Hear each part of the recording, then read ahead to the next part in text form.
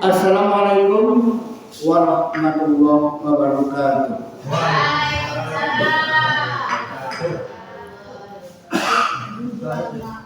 Alhamdulillahirabbil alamin. Alhamdulillahilladzi khalaqas samawati wal arda wa ja'ala adh-dhulumati wan nur. Tsumma alladziina kafaru bi rabbihim yakfurun. Walladzi khalaqakum min tinin tsumma qadaa ajalan wa ajalun musamman indahu tsumma antum tamtarun. Asyhadu an la ilaha illallah wahdahu la syarika lahu wa asyhadu anna Muhammadan abduhu wa rasuluh.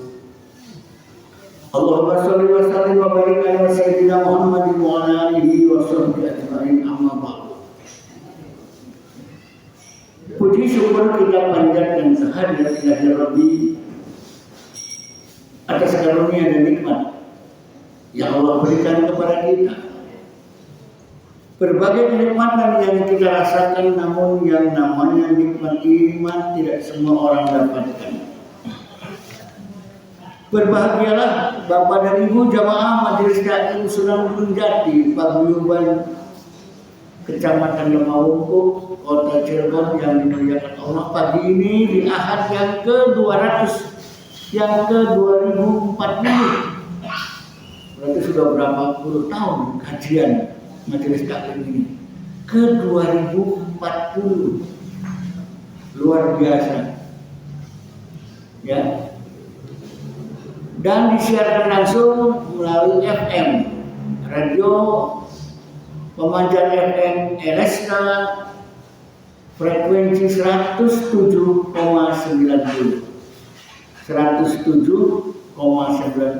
para pemirsa di rumah, semoga dimuliakan Allah, diberi kekuatan, kesehatan, keselamatan dan keberkahan dalam hari ini dan hari-hari yang akan datang, termasuk tahun yang akan datang, karena kita akan tutup tahun, akhir tahun, ganti ya, ganti hitungan tahun. Kalau hari sama aja jangan diganti, boleh tahun diganti angkanya saja ya, tapi kalau hari nggak bisa diganti. Baiklah jamaah yang dimuliakan Allah, wabil khusus emak-emak ya, ibu, buat ibu-ibu, mari kita simak bersama. Di dalam ayat Al-Quran, mari kita, apa itu yang ada di dalamnya, maksudnya apa ayat Quran ini. A'udzu billahi minasyaitonir rajim.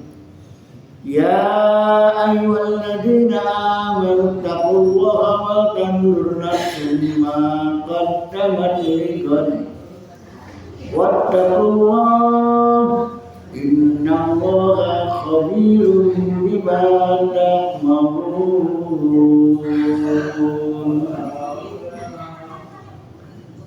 Jemaah yang dimuliakan Allah, para pemirsa di rumah, ayat ini di dalam surat Al-Hashr menjelang akhir ayat 18 dan seterusnya menyatakan, memanggil orang yang beriman. Ya ayyuhalladzina amanu taqullaha, orang yang beriman, bertakwalah. Wa tanzur nafsum ma qaddamat lighad, hendaklah ya, setiap diri, setiap yang bernyawa, yang bernapas, setiap manusia perhatikan apa yang akan diperbuatnya untuk hari esok, untuk yang akan datang. Kalau orang yang di dunia, yang akan datangnya akhirat. Kalau anak-anak, yang akan datangnya adalah pemuda, remaja. Kalau yang sudah muda, yang akan datangnya adalah menuju tua. Kalau orang yang sudah tua, yang akan datangnya menuju akhirat. Walhasil, beriman, perhatikan ya. Hendaklah kamu apa yang akan kamu kerjakan untuk hari esok. Wal tandur nafsu ma qaddamat lighad. Makanya menurut ayat ini kita harus banyak berbuat yang baik untuk kebaikan. Sebab kebaikan itu akan menuai pahala. Pahalanya sebagai tabungan akhirat, sebagai bekal untuk setelah hidup, yaitu bekal mati, bakal hidup lagi di akhirat. Bertakwalah kepada Allah. Nah, ada ayat yang lain sama berkaitan dengan iman, takwa. Ya ayyuhalladzina amanu taqullaha wa qulu qawlan sadida. Hai orang yang beriman, bertakwalah, katakan, nyatakan, berkatalah dengan perkataan yang baik. Jamaah yang dimuliakan Allah, nah berkaitan dengan akhir tahun ini kita disuruh memperhatikan apa yang telah kita perbuat. Selama 1 tahun apa yang kita perbuat ini adakah yang membekas untuk hari esok? So kita hitung-hitung, menilai diri sendiri dari mulai Januari, Februari, Maret, April, adakah keberuntungan? Adakah hal-hal yang kurang beruntung? Adakah hal-hal yang perbuatan baik yang kita kerjakan? Bu, dari bulan Januari sampai Desember, bahkan nanti Januari lagi, hampir setahun, apa yang telah kita perbuat untuk diri sendiri, untuk keluarga, untuk masyarakat, untuk bangsa dan negara, untuk akhirat? Ada tidak? Kalau hanya cuma sehari-hari bangun tidur, terus mandi, tidak lupa sarapan pagi, terus pergi cari duit, pulang sore dapat setepok, ya, dapat rezeki. Besok begitu lagi. Sibuk mencari duit bagi yang punya kerjaan. Tapi bagi yang tidak punya kerjaan, duduk kentul nunggu orang nyuruh. Kalau ada yang manggil nyuruh kerja, baru kerja. Kalau enggak duduk lagi. Begitu. Banyak saudara kita yang seperti itu. Mau cari kerja di mana? Nah, itu merupakan bagian dari perjalanan hidup. Nah, sampai 1 tahun itu apa? Seperti itu saja? Atau yang akan datang tahun baru 2025 ingin menuju perubahan, ingin adanya perubahan?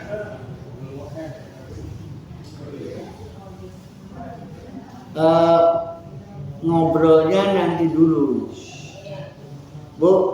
Kalau bisa Ibu kesini di pintu tuh, Bu, biar kelihatan. Kalau yang ngobrol kelihatan. Kalau ada di balik tembok berarti ngobrol. Ngobrolnya nanti tunggu jam 9 saja ngobrolnya ya. Oke? Ya Bu. Ya cukup ya. Wes. Kita lanjut. Nah, berkaitan dengan pergantian tahun, apa yang telah kita perbuat itu apakah sudah bagus atau belum? Ada 3 hal yang harus kita renungi selama tahun 2024. Kira-kira apa nih ya yang telah kita kerjakan dengan tahun 2023, 2025 kan belum ya. Renungannya begini. Yang pertama, kalau tahun 2024 ini sama dengan tahun 2023 begitu-begitu saja, kita ini rugi. Ya, dagangnya modalnya 1 juta, digodok, digoreng, diapa terus dagang dibuka dan dasarannya balik modalnya 1 juta maning oleh duitnya. Modal 1 juta dapat duit 1 juta, ruginya? Oh enggak, menurut hitungan matematika, hitungan ekonomi, duit 1 juta oleh 1 juta beli rugi. Ya itu kalau ngelihat angka. Tapi kita orang dagang tuh bukan angka yang dilihat, pegel, waktu isuk sampai sore, tenaga jental-jentul nunggu wong tuku. Pegel begitu. Digaji beli. Oh modal 1 juta dapat 1 juta berarti rugi. Nah, perbuatan kita dalam amal baik selama tahun 2024 ini dengan tahun 2023 sama beli. Kalau sama saja berarti rugi. Ayo, jangan ngobrol nih. Lanjutan yang kedua. Kalau tahun 2024 ini ya dengan 2023, waduh lebih terpuruk, mending tahun 2023 ya banyak untungnya dagangnya. Ini sih maning-maning pas modal, maning-maning kurang ya, modal 1 juta baliknya 900, rugi 100. Menurut hitungan ekonomi kita bukan rugi. Nah, memang kelihatannya rugi, modal 1 juta balik 900, wah rugi 100. Ya, itu mah bukan rugi, celaka. Ya, celaka pegel-pegel, ya, ngoleng-ngoleng, dedasar, goreng apa, godok dan seterusnya, sudah sore cuma dapat uang 900, modalnya 1 juta. Ini namanya kita ini celaka. Nanti besok begitu lagi modalnya 900 tinggal 700, besoknya begitu lagi modal 700, oli 500. Waduh. Kira-kira ya sudah bangkrut, celaka. Yang beruntung adalah tahun 2024 lebih baik daripada tahun 2023. Ya, modal 1 juta dapat 1,5 juta, modal 1,5 juta dapat 2 juta. Alhamdulillah ada peningkatan. Nah, inilah orang yang beruntung. Demikian pula amal ibadah kita. Ya Pak, dulu ke masjidnya cuma maghrib bae, isya beli, terus meningkat. Kalau isya sampai maghrib sampai isya, subuh beli, ya, subuhnya di rumah. Nah kawanan bisa, ya, harusnya subuhnya jam 4 sudah ada di masjid, setengah 6 baru bangun. Berubah, besok mau ke masjid. Alhamdulillah, besoknya sebelum adzan sudah di masjid terus. Nah orang ini beruntung, tadinya sholatnya nggak bagus, terus ditingkatkan lebih bagus lagi. Inilah contoh orang yang mendapatkan keberuntungan. Nah gitu Bu. Tadi dari mulai masuk ke masjid ibu ngobrol baik, sampai mulai ngobrol baik, sekian beli ngobrol. Nah ini berarti ada perubahan gitu. Nanti besok ya begitu lagi, lebih baik lagi. Nanti ujung-ujung ada yang bagi sembako, alhamdulillah, beruntung berarti. Ya mudah-mudahan itu. Baiklah Bapak dan Ibu sekalian, ya bagaimana kita memanfaatkan waktu agar kita bisa menjadikan waktu itu lebih baik dan bernilaikan aktivitas yang positif yang mengandung pahala. Coba tahun baru nanti malamnya mau kemana? Mau jalan-jalan lihat keramaian, ngapain yang dilihat? Mereka orang Semeraut. Nah makanya Bu, kita harus tahu itu perayaan tahun baru itu siapa yang membesar-besarkan umat Islam, itu tahun barunya siapa? Januari, Februari, Maret, April, Mei, Juni, Juli, Agustus, September, Oktober, November, Desember, itu nama-nama bulan yang berkaitan dengan nama-nama dewa. Dulu zamannya Yunani, Athena, ya, nama-nama dewa itu dijadikan nama-nama bulan. Demikian juga ada ajaran agama tertentu yang menjadikan nama-nama hari juga nama dari planet-planet. Ada hari Venus, hari Mars, hari Merkurius, hari Jupiter, dan seterusnya. Mereka menggunakan nama-nama dewanya untuk dijadikan nama-nama hari.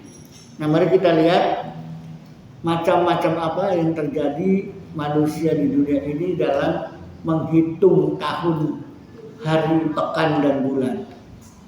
Ya. Secara internasional, entah kapan dimulainya, apakah diawali dari para dewa-dewa Yunani, dewa matahari, dan seterusnya, menghitung tahun itu dari peredaran matahari, Syamsia. Bulannya ada 12 bulan, ada satu pekan, ada satu hari. Mereka menamakan harinya entah dari mana juga. Ya. Padahal kalau kita lihat Ibu, nama-nama hari mereka itu nama-nama dari sebutan Islam. Hari pertama, hari Ahad, tapi mereka ganti dengan Minggu. Yang kedua, Senin. Senin asalnya dari Isnaini, 2. Selasa asalnya dari Salis, dari Salis. Dari Selasa dari Salasa, apa itu? 3. Rabu dari kata arba'a, 4. Kamis dari khomsil, 5. Ketika mereka bilang Jumat, ya, bahasa mereka bukan Jumat, Friday. Harusnya menurut hari ke-6 menurut Arabnya, Islamnya Sitta. Tapi Islam tidak menghitung hari ke-6, harinya Jumat. Lah, kenapa enggak hari ke-6? Setelah Khomsin, hari Kamis, kenapa jadi Jumat? Kalau Sabtu tetap Sabtu dari kata Sab'a, 7. Hari ke-7. Hari pertama Ahad, Wahid, 1. Nah, kenapa Minggu? Nah, di sini menurut kepercayaan orang-orang Mesir kuno, ya, ada gereja kuno itu namanya bukan gereja di sana. Di sana itu kamu dulu di Mesir itu namanya Minggu. Jadi kalau hari itu pengen mandi, mau kemana? Mau mingguan. Minggu itu tempat ibadah mereka, bukan gereja ya. Minggu namanya. Nah, terus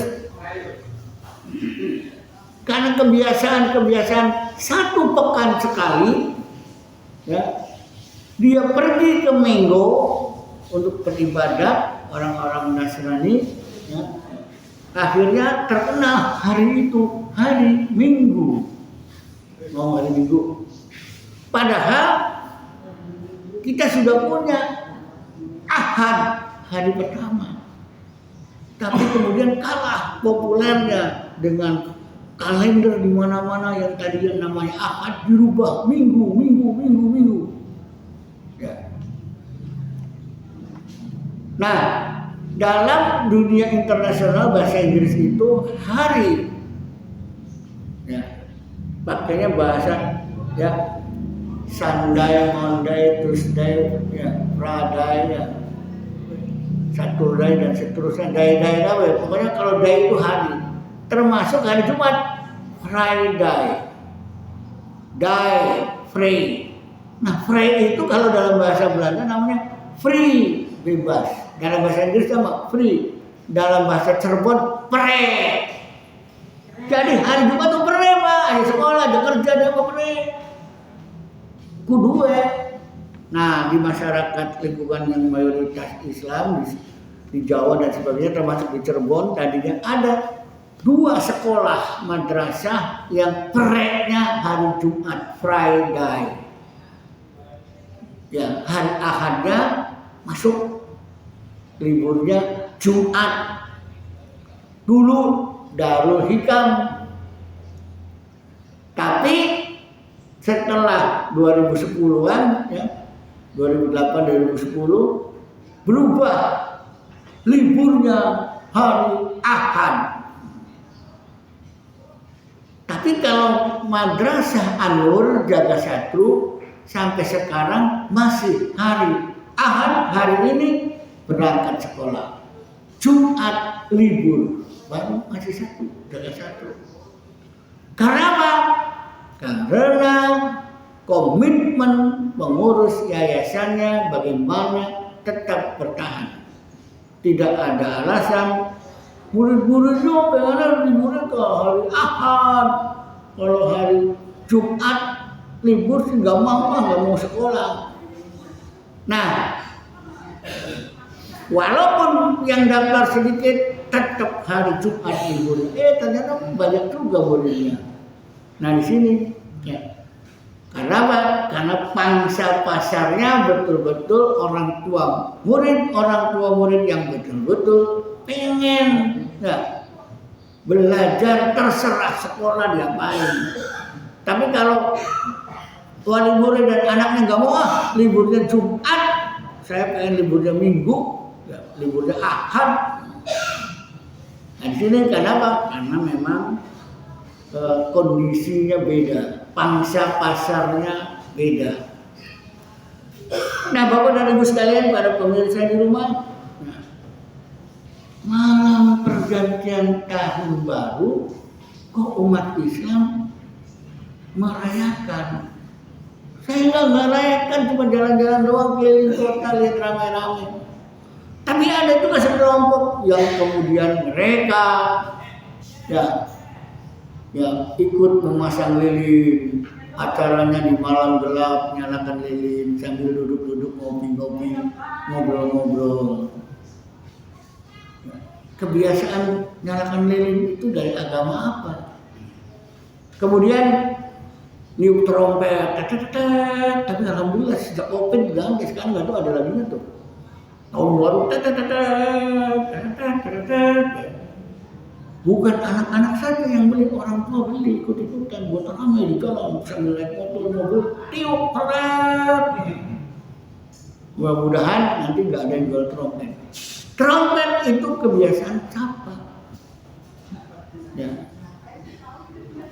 Orang-orang Yahudi, kembang api, beledokan, kalau sudah mulai jam 12 malam, itu satu kembang api harganya paling murah 50.000. Kalau yang bagus gede kira-kira padang dan banyak kembangnya itu bisa harganya 500.000. Dibuang duit, beledokan petasan, nyenengin apa malam itu jam 12 malam bergedar-gedor begitu. Nah di sini berarti pola berpikir umat Islam terutama yang banyak merayakan umat Islam, ada instansi ikut-ikutan, kemudian gubernurnya, bupatinya, wali kotanya ikut-ikutan di atas panggung, ya, nembakin kembang api ke atas mana? Ke atas langit, tahu meledak di tangan-tangannya brutul. Ada tuh wakil bupati begitu pernah terjadi. Wakil bupati tangannya brutul jari-jarinya gara-gara nembakan kembang api ke atas meledak di tangannya. Nah di situ. Nah, Waalaikumsalam. Jadi ketika kembang api, ketika mercon ditiupkan itu budaya Majusi penyembah api. Kan kembang api, lambangnya api. Yang senang apa? Orang yang menyembah api. Tapi di Indonesia saya kira nggak ada yang menyembah api ya. Tapi budayanya diamalkan oleh orang Islam. Nah, Bapak dan Ibu sekalian, berkaitan dengan masalah kalender, ya, perubahan tahun. Islam sudah punya nama-nama tahunnya, nama bulannya dalam setahun termasuk harinya tadi. Ahad, Isnin, Selasa, Arba'ah, Khamis dan seterusnya. Kamis. Nah, nama bulannya sudah ada juga. Namanya apa? Muharram. Terus Surat, Syaban, Mulud. Mulud itu sebetulnya ya dipakai sama Jawa, tapi itu asalnya dari Rabiul Awal. Akhirnya Nabi yang Mulud itu. Hanya kebetulan aja.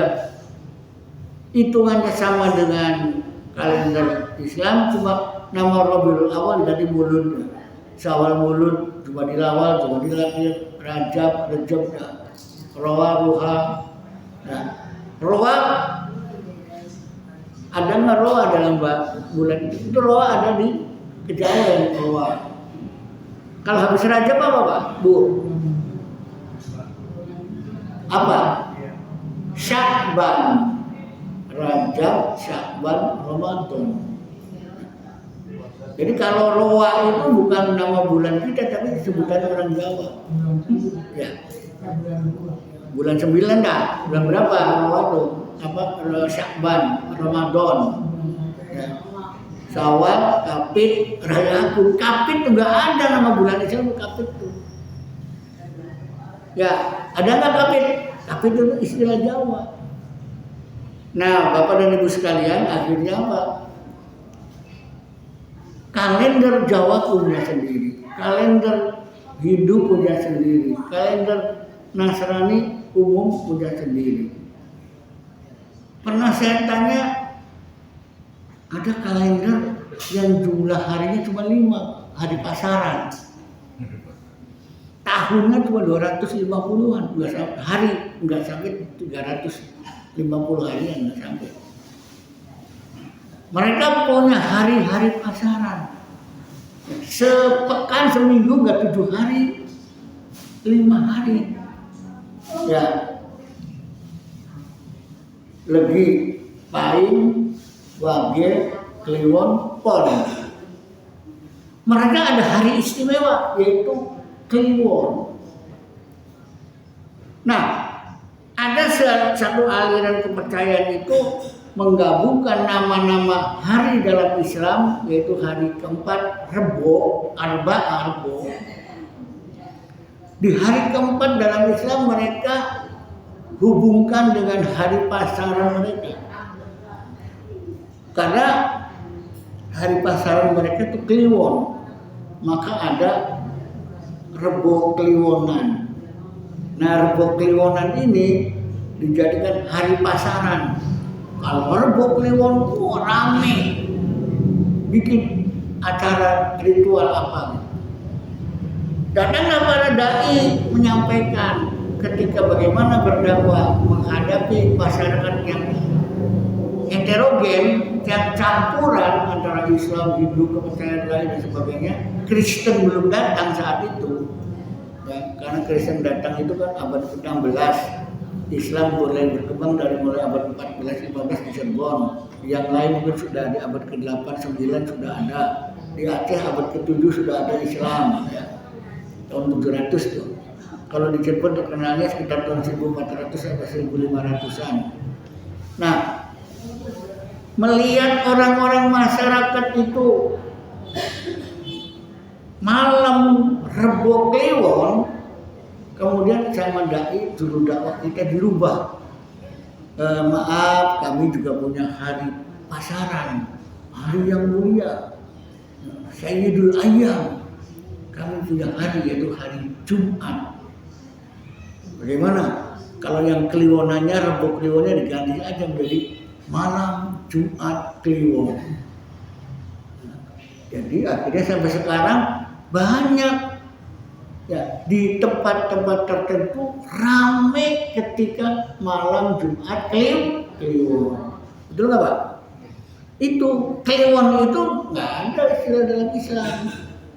Kenapa malam Jumat Kliwon diistimewakan? Karena mengambil istimewa dari ajaran kejawen, dijadikan satu dengan Islamnya Jumat, kejawennya perpaduan. Nah di situ, cuma sekali lagi Islam tidak mengenal kliwonan. Nah dalam hari-hari pasaran dalam kalender itu, sehingga ketika Bapak lahir apa nih? Oh lahirnya Wage, harinya Senin, dibahas. Hitung, wah jodohnya cocoknya nanti dengan yang lahir hari Rebo, tapi Rebo manis, Rebo legi. Ya, hitung lagi. Kira-kira dalam Islam ada nggak begitu? Tidak ada hitung-hitung seperti itu. Nah di sini kita harus belajar sejarah bagaimana ya kejadian-kejadian hari-hari yang telah ditentukan di dalam Islam. Yang hari bagus itu hari Jumat. Hari Jumat kemana? Suruh berjamaah. Makanya disebut Jumu'ah, jamaah untuk berbondong-bondong menuju masjid. Mau apa? Datang ke masjid. Mau apa? Yaitu berjamaah. Makanya dulu dalam satu desa yang jauh sana jauh sini, masjidnya di depan balai desa, yang sebelahnya masjid, di depan balai desa dan di depan masjid itu ada alun-alun. Coba Bapak dan Ibu lihat ke kampung. Setiap lihat ke kampung, ya, setiap lihat ke kampung ada balai desa, ada masjid, ada alun-alun. Keraton Kesekuan, Masjid Agung, alun-alun. Pendopo Bupati, Atakwa, alun-alun Kejaksan. Coba cari di kampung dari mulai Pantura, ya, dari Cirebon sampai Indramayu sampai Cikampek. Itu kalau ada masjid desa, pasti dengan balai desa berdempetan. Di depannya pasti ada alun-alun. Ini konsep yang dibangun oleh leluhur kita bagaimana membangun sistem pemerintahan. Kalau alun-alun tempat berkumpulnya masyarakat. Makanya kalau ada hari pasaran, hari Jumat itu kumpul di masjid, terus buka warung-warung di situ, pasar di situ, sekaligus begitu adzan, sholat kabeh, kumpul hari pasaran. Nah, harusnya begitu. Supaya orang datang berkumpul semua sambil nanti belanja terus waktunya sholat atau habis sholat belanja. Makanya dalam satu desa harus satu masjid, yang lain bikinnya musola. Mengapa? Dari tiap musola ada imamnya dan seterusnya. Kemudian di masjid itu harus ada satu komando ulama desa yang memprogramkan jadwal daripada tema Jumatannya dari Januari sampai Desember itu berbeda dengan sama. Apa maksudnya? Membina, mendidik masyarakat supaya dapat ilmu, dibina sejumat sekali. Temanya beda-beda. Ini tentang keimanan, ini tentang fikih, tentang kebiasaan-kebiasaan yang lain, ya. Jadi tentang ibadah, tentang ekonomi. Jadi masyarakat terbina. Kalau sekarang akhirnya Pak, masjid sana temanya fikih, masjid sini temanya akidah, sana temanya ekonomi. Makanya masyarakat di kampung nanti satu komando, satu ulama, satu khatib yang disusun di masjid. Nah nanti ulamanya di masjid, umaronya di balai desa atau di kecamatan. Sehingga ulama ya dengan umaro itu kerjasama bagaimana membangun masyarakat. Bila perlu masyarakat dikumpulkan di alun-alun. Tuh, kalau sepekan sekali di hari Jumat mereka kumpul di alun-alun mengadakan kegiatan pasaran, komando adzan, siap-siap jam 11 menuju masjid, berhenti semua sholat. Itu sebuah konsep yang bagus di mana ya setiap masjid di desa ada balai desanya, ada alun-alun. Sehingga umaro paku nggak bisa karep dewek, terkontrol oleh ulama karena sebelah balai desa dengan masjid berdekatan. Nah disitulah ya. Coba lihat aja dari mulai kemana ya, dari mulai Gunung Jati itu sampai Karangampel. Di Bedulan aja, Bedulan itu ada balai desa, ada masjid, ada alun-alunnya. Gak tahu alun-alunnya di mana. Cuma sayangnya ada pemimpin yang merubah alun-alun jadi tempat wisata. Akhirnya tambah sempit, dibangun tembok-tembok, bangunan-bangunan, taman-taman, bahkan dibikin model gapura agama lain, mirip candi. Kejaksan saya lihat itu ada gapura mirip candi, gapura yang masuk candi. Ya, akhirnya Pak, sholat Idul Fitri, sholat Idul Adha terhalang oleh bangunan-bangunan, tembok-tembok yang imamnya ada di ujung alun-alun di depan atapwa, nggak kelihatan dari lapangan, terhalang tembok. Hampir semua alun-alun dibikin seperti itu. Berarti ketika bangun udah tanya sama ulama dulu. Nah itulah ya. Pola pemimpin yang nggak ngerti sejarah bagaimana membangun alun-alun, membangun masjid dan membangun balai desa atau kantor camat atau kantor wali kota. Dulu kan pemimpin kita ada di pendopo. Atapwa sebagai masjid ulama, alun-alun Kejaksan tempat berkumpul masyarakat. Sehingga ketika mengumpulkan orang Idul Fitri, muat banyak. Sekarang muatnya sedikit terhambat. Nah itu, Bapak dan Ibu sekalian, para pemirsa di rumah, ya. Jadi berkaitan dengan masalah perhitungan tahun dengan kalendernya masing-masing kelompok agama kepercayaan dan sebagainya punya kalender. Kita punya kalender Islam, sehingga kita nggak mesti menggunakan kalender orang lain. Sebab kalender orang lain itu nama-namanya juga ngambil dari para dewa. Ya. Dewa matahari, dewa Saturnus, Venus, Uranus, Jupiter. Ada jadi nama hari, ada jadi nama bulan. Nah kenapa demikian? Karena memang sejarah tempo dulu seperti itu. Ya.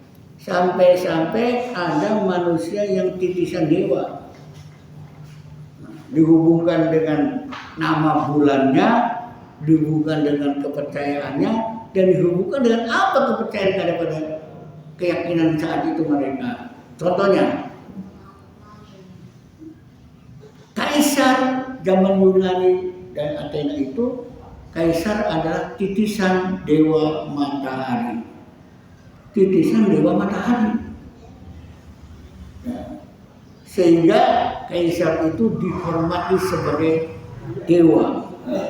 Apa yang dikatakan Kaisar, itulah titah perintah, itulah aturan, itulah undang-undang. Maka ada istilah di kita Sabda Pandito, ya, Ratu. Sabda Pandito, Ratu. Jadi sabda pendeta itu ya, sabda ratu pendeta. Jadi sabda ratu itu adalah nilai-nilai keagamaan. Ya. Jadi apa yang dikatakan pemimpin, raja, turuti, itu undang-undang. Sehingga ketika jadi penguasa, Ya ajak kepada kita, bukan dewek. Yang lain udah nggak usah, pokoknya begini. Ya.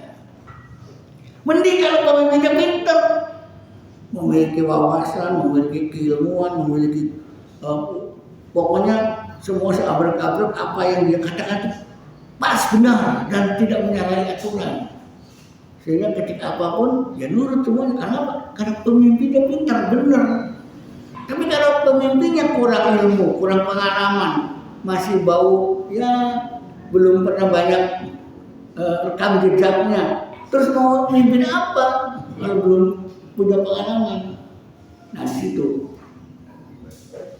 Nah akhirnya ada sebuah kepercayaan, misalkan dari mantan biarawati itu pernah bercerita bahwa saat pergantian tahun itu di bulan-bulan Desember itu di belahan bumi Eropa muncul cahaya matahari baru redup-redup remeng-remeng tanggal 22 Desember dan mulai jelas dan terang tanggal 25 Desember. Di tahun 300 Masehi, para tokoh rohaniawan mereka berkumpul dan memastikan inilah kelahiran Tuhan. Kelahiran Dewa Matahari Tongol gitu. Nah kalau matahari itu sebagai penerang dunia gelap dan terang, maka dihubungkan dengan penokohan yang ditokohkan itu menjadi juru penerang. Nah juru penerang melihat bahwa ada matahari menitis kepada anak manusia yang menjadi titisan Dewa Matahari. Oh ini matahari berarti sebagai anak Tuhan, maka telah lahirlah anak Tuhan 25 Desember. Anak Tuhan lahir. Nah kalau kita lihat kelahiran yang namanya anak Tuhan itu dalam keyakinan agama lain itu yaitu mereka mengatakan sebagai anak Tuhan itu lahirnya pada tanggal 25 Desember. Sementara informasi dalam sejarah Islam dilahirkannya itu ketika Ibunda Maryam hamil berat keluar dari rumah, kemudian dia tidak kuat lagi berjalan menyender di pohon korma. Saat itu namanya orang hamil mau melahirkan lapar, kemudian disuruh sama malaikat Jibril gedor-gedor pohon korma itu pada jatuhan, yang merekah yang matangnya dimakanlah.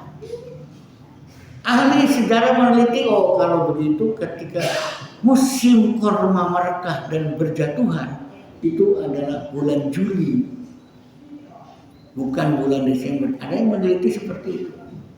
Jadi kalau ada orang yang mengatakan ada anak Tuhan lahir di bulan Desember, itu dikaitkan dengan munculnya matahari di belahan Eropa, yaitu tanggal 25.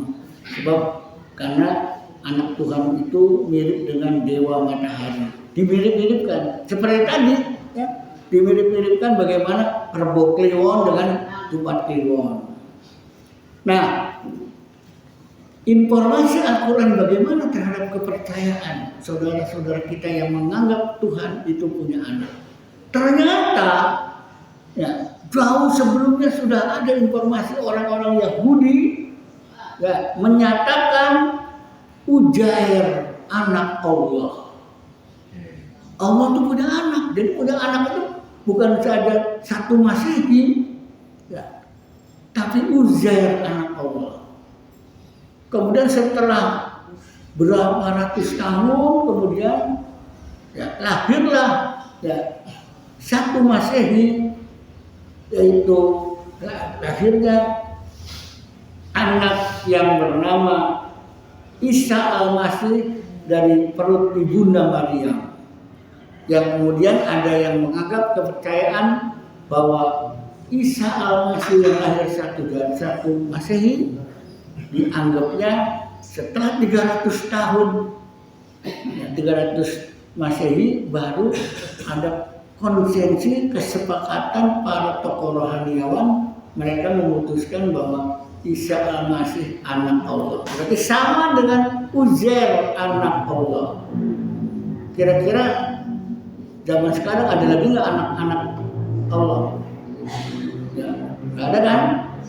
Jadi hanya informasi di berapa tahun 1900 sekian. Ya. Sebab tahun 300 Masehi baru ada. Sebelumnya Nabi Musa juga ada seperti itu. Nah, kepercayaan semacam ini akhirnya saat-saat ini kemudian di seluruh dunia ada yang mendakwakan bahwa Maha Kuasa alam semesta ini Tuhan punya anak yang diabadikan di dalam Al-Quran surat Maryam. Kalau mau buka maka bisa. Surat Maryam itu ya, A'udzubillahi minasyaitonirrajim. Wa qalu takhadar rahmanu walada. Mereka mengatakan yang Maha Pengasih Ar-Rahman, Allah Maha ya, kasih dan belas kasih itu yang Maha Ar-Rahman, Allah punya anak. Ya. Walaqad jitum syai'an idda. Apa tuh? Mereka tuh mau buat perkataan-perkataan yang nggak benar, perkataan ya sangat sangat jelek lah perkataannya mengatakan seperti itu. Sehingga ketika manusia di mana saja berada, apalagi sekarang di belahan Eropa dan seterusnya, mungkin juga sampai ke pelosok dunia dan kampung-kampung yang kena dakwah mereka, ya, kena dakwah mereka itu, sehingga apa kata Allah? Ya, takadus samawati yatafattarna minhu. Seakan-akan ketika mereka mengatakan Tuhan punya anak, langit itu pecah belah. Terus watan syakul ardu dan bumi belah. Ya. Pecah belah, bumi membelah, ya. Dan seterusnya watakhirul jibal hadda, gunung runtuh. Ternyata kejadian langit pecah belah, bumi belah, ya, gunung runtuh, bumi belah, gunungnya runtuh dan seterusnya. Apa? Karena mereka mendakwakan Tuhan punya anak. Ternyata Bapak dan Ibu sekalian, ini sinyal, informasi. Ternyata di bulan antara November dan Desember nanti Januari banyak berbagai musibah-musibah ya, yang terjadi di permukaan bumi karena mereka mendakwakan Tuhan punya anak. Nah, itu. Jadi ini bukan berarti menyinggung mereka seperti ini, ada pernyataan Allah. Allah menginformasikan kepada kita sebagai manusia. Jangan kemudian kita ya, menyatakan seperti itu. Nanti langitnya pecah gimana, buminya membelah, gunungnya runtuh yang di dekat kita ada gunung misalkan. Kira-kira ini sebagai peringatan Allah. Makanya oleh karena itu mari kita mantapkan akidah kita. Ya Bu, mantapkan akidah. Jangan sampai kita terpengaruh oleh dakwah-dakwah mereka yang melakukan kemusyrikan, menyatakan Tuhan lebih dari satu dan sebagainya. Kita nyatakan tetap wahid ahad, Tuhan kita esa. Ya, Tuhan kita esa, tidak ada yang lainnya. La ilaha illallah. Tidak ada Tuhan yang lain, yang hanya ada Allah. Mantapkan. Untuk menutup, Bu, ada lagu Cerbonan. Insya Allah mudah-mudahan bisa dijadikan apa nih? Jadikan kenangan buat kita. Harus mantap. Ya.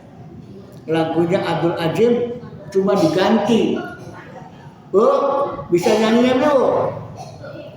Sumpah suci anak jero ati, tekad isun aku Tuhan siji,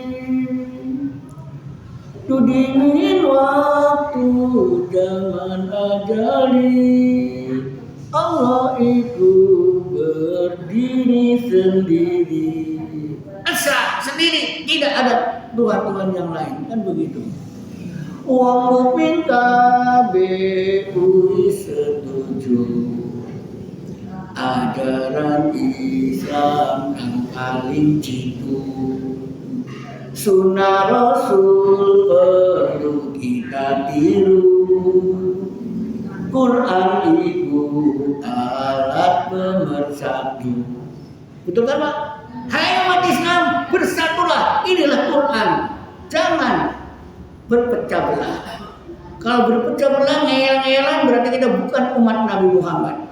Kelingan waktu sejarah Rasul, umat Islam kabeh itu akur, dalam kenyataan zaman kian, pada ribut urusan kamri camblang. Urusan macam-macam ini butuh dia paling benar, dia salah benar. Bukan begitu Pak Islam. Ayo bersatu. Ambil yang benar. Informasi di Quran itu lengkap, jangan sampai yang halal diharamkan, yang haram dihalalkan, hak batil dicampur adukan.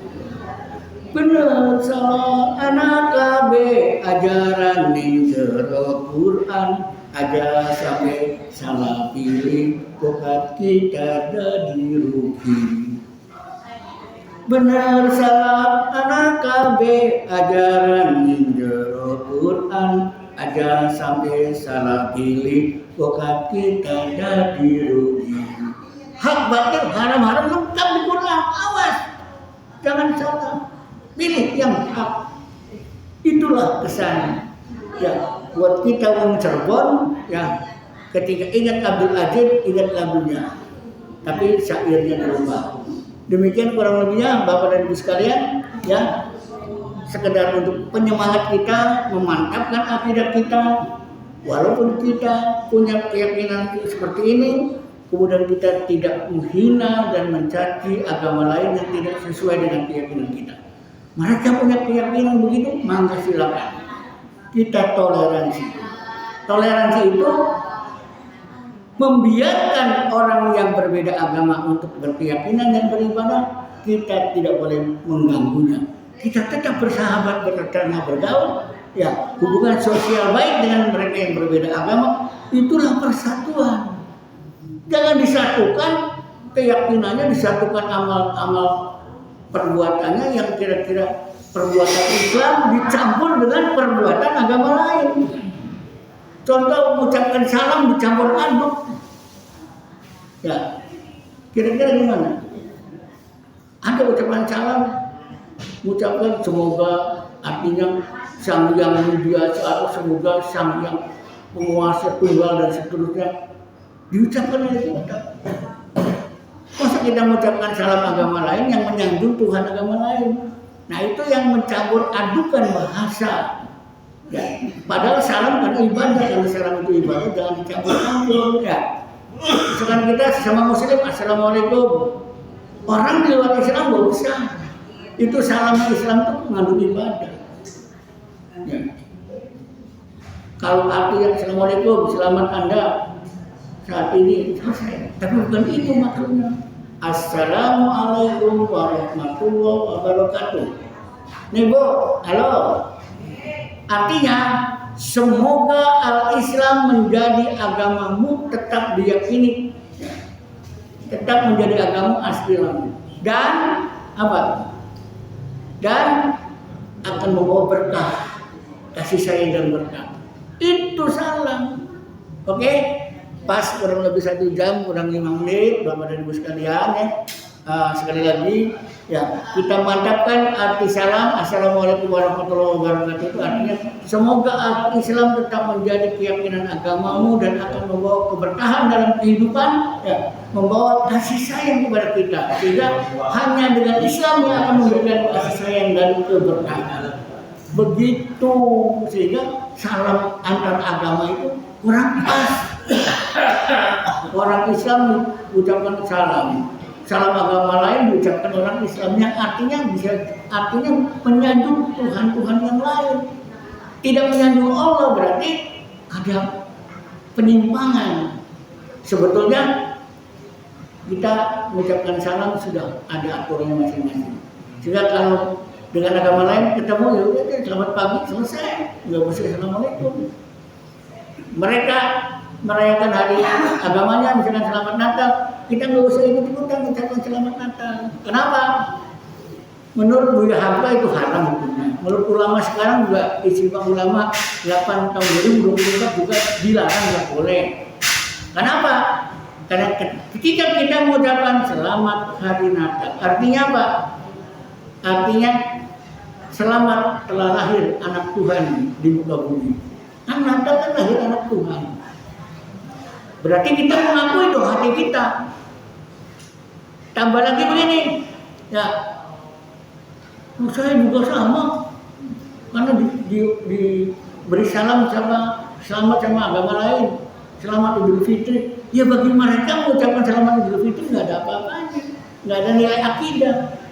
Coba kalau mereka ngomong, coba ucapkan syahadat, asyhadu alla ilaha illallah wa anna muhammadar rasulullah. Nggak mau. Kenapa? Karena syahadat itu pernyataan keberadaan Allah dan Rasul, menyaksikan. Jadi dia nggak mau. Nah itu sebetulnya dengan agama lain juga kita nggak ada masalah, akur-akur saja dan ya. Tapi kadang-kadang ada orang Islam sendiri yang sok-sokan ya menjelaskan pengertian salam dan itu sampai kepada pengertiannya yang dianggap budaya, nggak ada hubungan dengan akidah. Yang jelas apa yang kita ucapkan, apa yang kita pikirkan, kontrol dengan hati. Kalau hanya kita ceplok aja terus hati kita nggak mau yakini, berarti omong-omong, terus kita ngomong doang. Jadi kalau salam ngomong doang nggak sampai ke hati, ngapain? Tapi kalau selamat pagi sampai ke hati, semoga Anda selamat pagi ini kan sampai ke hati. Itu aja Bapak dan Ibu, perlu mohon maaf ya. Kita lanjut tadi dengan Abagara barangkali ada yang disampaikan. Sekali lagi apa yang saya sampaikan barangkali kurang berkenan, mohon maaf. Demikian, assalamualaikum warahmatullahi wabarakatuh.